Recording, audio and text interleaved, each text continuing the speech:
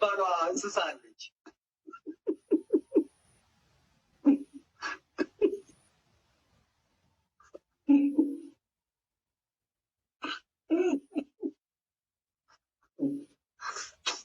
አምላኬ ከቦታዬ ሳልነቃነቅ እዛው ቁጭ አድርገህ ይህንን ሁሉ ያሳየኝ ክብር ምስጋና ይግባ፣ ክብር ምስጋና ይግባ። የኔ መድኃኒዓለም የኔ አባት ክብር ምስጋና ይግባ።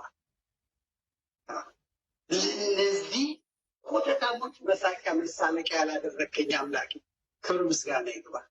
ባለቤቴ አንገቷን ሳትደፋብኝ፣ ልጆቼ ሳይሸማቀቁብኝ፣ ጓደኞቼ የሚያውቁኝ ዘመዴ ብለው የሚጠሩኝ ሳይሸማቀቁብኝ፣ ሳያፍሩብኝ የእውነት የሀቅ ምስክር አድርገው ጠርተው እኔ የዘመዴ ጓደኛ ነኝ፣ ይህ ዘመዴ ወንድም ነኝ፣ ዘመዴ ማለት እንዲህ ነው ብሎ እንዲኮሩብኝ ያላደረግ ሽልምት ያላደረገኝ አምላክ እንዴት ላመስግን? የአምላክ እናት ወላዲተ አምላክ እንዴት ላመስግንሽ? በእውነት ሲኦል ብገባበት፣ ብታሰርበት፣ ብከሰስበት፣ ብሰደብበት ከአቋሜ ንቅንቅ ወይ ፍንክች የገጠምኩትን ሁላ እንደ ቻክ ኖሪስ እንደ ብሩስ ሊ እንደ ሆሊውድ አክተር እንደማይሞት በካራቴ በተታታየ በጅዶ ዘሬ ዜድሏል። ጎልያድ የመሰሉ የተቃውሞ ጎራ የምን ጎራውን እኔ ተብታበወኔ ኩርማኑ አናፍጬ እንድለቃቸው ያደረገኝ አምላኬን አመሰግነዋለሁ። እንደዚህ ሰው ያላበከትከኝ ልጆቼ እንዳያፍሩብኝ ያደረከኝ ክብር ምስጋና ይባል፣ ክብር ምስጋና ይባል።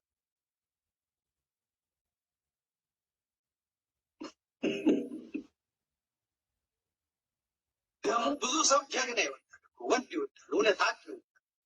አሁን በጦር ሜዳ እንኳን ብትመለከቱ ብዙ ወታደር የገደለ ጀግና ቦምብ ተተኩሶበት፣ ፈንጅ ተተኩሶበት፣ ጥይት ተተኩሶበት፣ ፈንጅ ተወሮ ከፈንጅ ላይ ዘሎ በምን አምልጦ በምናምን ጥበብ እንትን ብሎ ሲማረክ አይገደልም።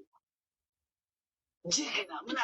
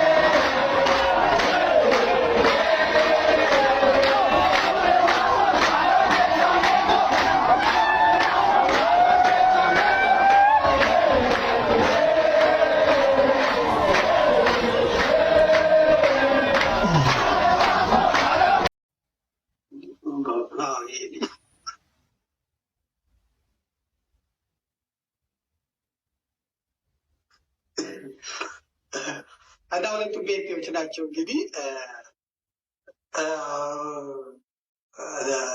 አብይ አህመድ መተሻሸል ይወዳል፣ ከወንዶች ጋር ይወዳል። አሁን ፓርላማ ሊገባለት ነው። በበዓል ምናምን ከሚገናኙ በስራ ቢገናኙ በጣም ጥሩ ነው እና ካሙዙ ካሳ የአዲስ አበባ የካ ክፍለ ከተማ ተወዳዳሪ ነው። የትምህርት ደረጃ 6ኛ ጩ ነው። 6 ጩ ነው። እንደውም ስዩም መካከለኛ የሚባል ትምህርት ነው።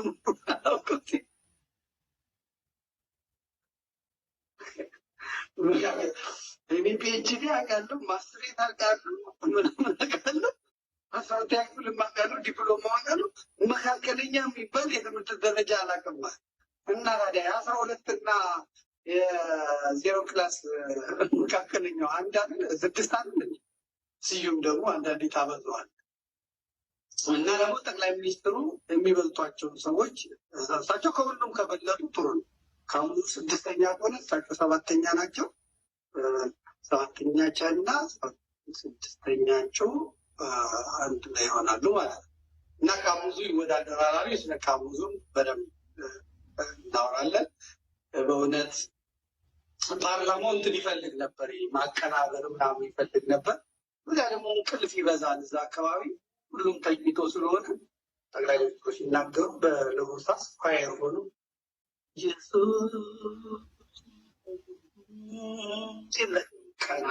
ቀና ይላሉ። ፓርላማው የአዲስ አበባ ፓርላማ ይሁን የአዲስ አበባ ምክር ቤት ይሁን የፓርላማው አላውቅም፣ ካሙዙ በጣም ጥሩ ምርጫ ነው የገባው። የአርቲስት ማት ነው ዘንድሮ የሚገባው፣ በጣም የሚገርም ነው።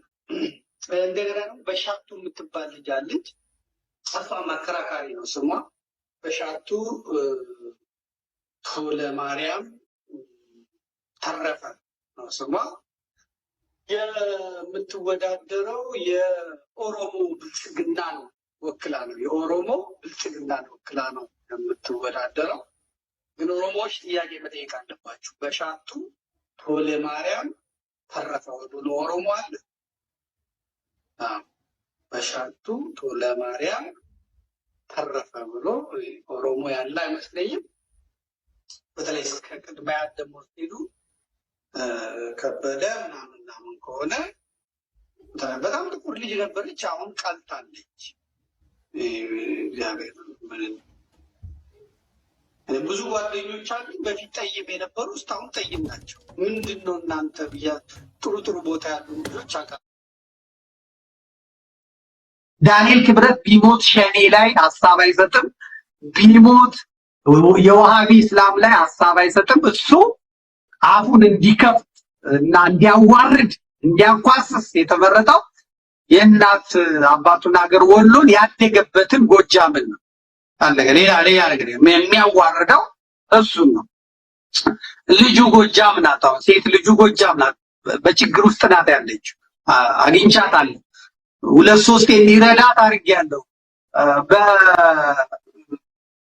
በእንትና በኩል ረድቷታል። ይሄ ኢዜማው ኢንጂነር ማን ነው ዮሐንስ ማለት ነው የሚባለው፣ በሱ በኩል 2-3 60 ሺህ ብር ምናምን ሰጥቷታል። የልጁ እናት በከባድ ችግር ውስጥ ነው ያለችው፣ በከባድ ስቃይ ውስጥ። ልጁ እንዴት አይነት ቆንጆ ልጅ አለችው! እንዴት አይነት ውብ ልጅ አለችው! እንዴት አይነት ልጅ ውብ አለችው! ከሁለተኛ ሚስቱ የሚወልደው ልጅ አባቱን እንደናፈቀ ያው እዛው አለ፣ ከሐመር የሚወለደው ማለት ነው። እንግዲህ ከ3ኛ የሚወለደው ይሄንን ገበና ሸፍነው ያዙለት። በእውነት የአማራ ክልል ያሉ ማህበረ ቅዱሳኖች ናቸው። ግን እሷንም ግን ሊረዷት አልቻሉም። እግዚአብሔር ካለ እንግዲህ የዘመድ ቲቪ ስለጀመረ አንድ ቀን ኃላፊነት ስላለብን የዳንኤል ክብረትን ልጅ ከኔ ጋር በጣም እንገናኛለን፣ ከኔ ጋር በጣም እናወራለን። ምንም ልረዳት አልቻልኩም። ቢረዳት ጥሩ ነው። እንዲህ አይነት የተፈጠረበት ስለሆነ አማራ ምንም ማድረግ አልችልም። ግን አማራ ያሸንፋል።